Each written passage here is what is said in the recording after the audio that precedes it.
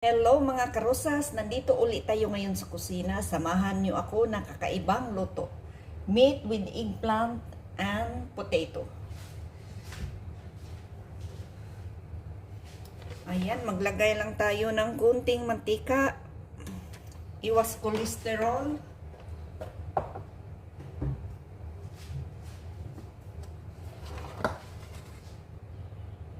Ito ang mga ingredients natin.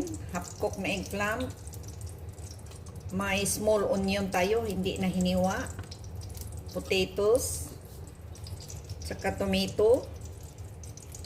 Tsaka yung karne at tsaka mga spices. Lagay na natin ang bilog na onion.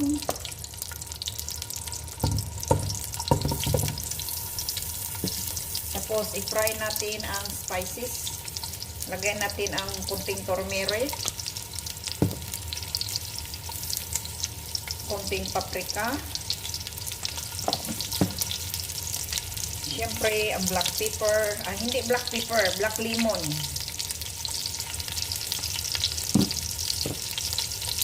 kunting garlic powder,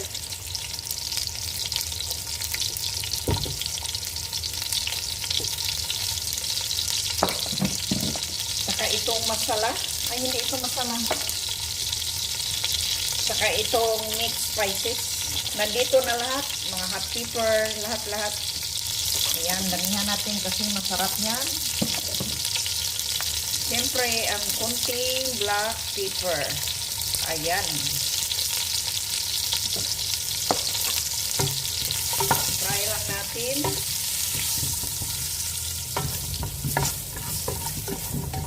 Bango.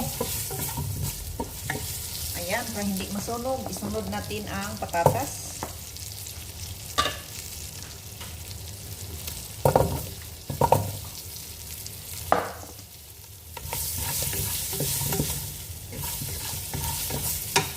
Mamaya na ilagay natin ang karne, maya kunti, kasi ang karne is medyo luto na. Sobrang lambot kasi pag lagay ko sa pressure cooker, hindi naman sobrang lambot. I mean, malambot. Ayan, ito na ang tomato paste. Nilagay na natin. Dagdagan pa. Fry lang natin.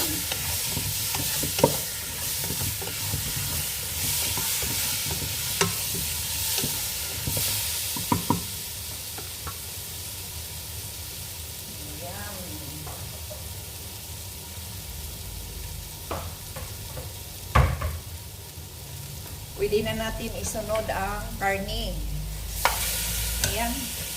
Pwede rin natin, pag sobrang malambot ang karne, pwede rin pagkatapos mag-fry, alisin uli, tapos ibalik natin uli. Kasi madurog. Sobrang lakas ng pressure cooker na to. Hindi ko ma-timing yung yung time niya. Kasi yung isa kasi, timing ko na yun. Ayan.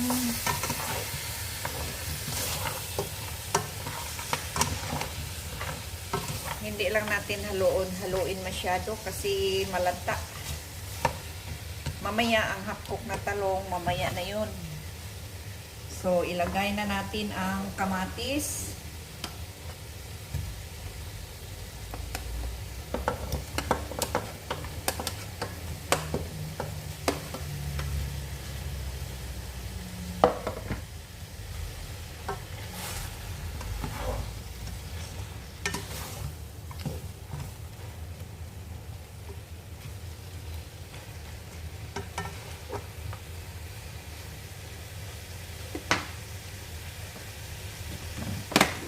Hindi natin kalimutan ang asin. Ayan. Dagdagan pa ng asin.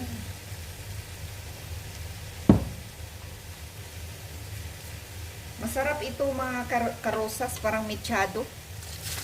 Aray. Kunti-kunti lang yung sabaw niya.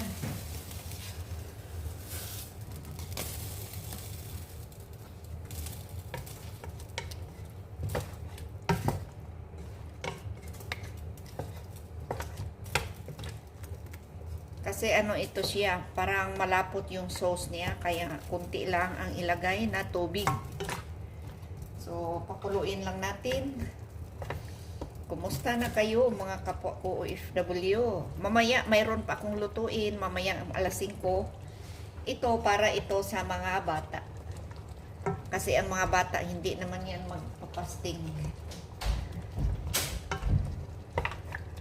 So mamayang alas 5 magluto uli ako. Mamaya kunti. Ayan, pakuluin lang natin. Yung pinirito nating eggplant, mamaya na ito. Yung half-cook. So, mamaya, kayod ulit si Karosas. So, ito ang mga spices ko. So, kailangan kunti-kunti lang ilagay. Ito ang paprika. Ito ang garlic powder.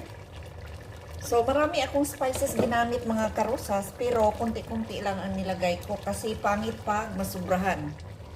So, ito ang black lemon powder. Ayan. Ito ang mixed spices, nandito na rin lahat, paunti-unti lang din. So, ganito ang buhay OFW. So, dito tayo sa kabila. Magpakulo tayo ng tubig para sa white rice.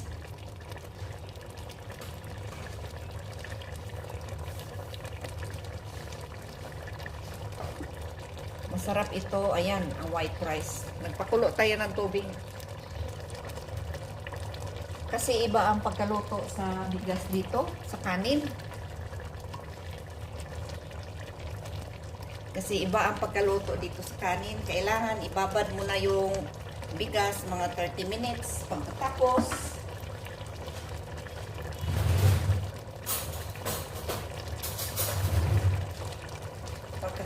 magpakulo tayo ng tubig.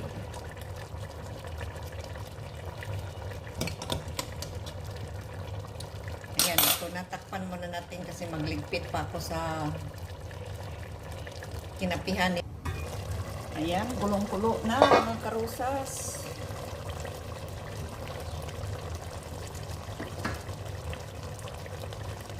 Sarap na yan.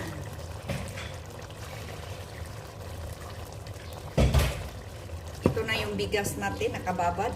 So, ilagay na natin sa kinakulong tubig. Bali, half cook ng ito mga Karosas. Kasi pagkatapos ito, itapon ito ang tubig sa lain. Tapos, i-steam uli.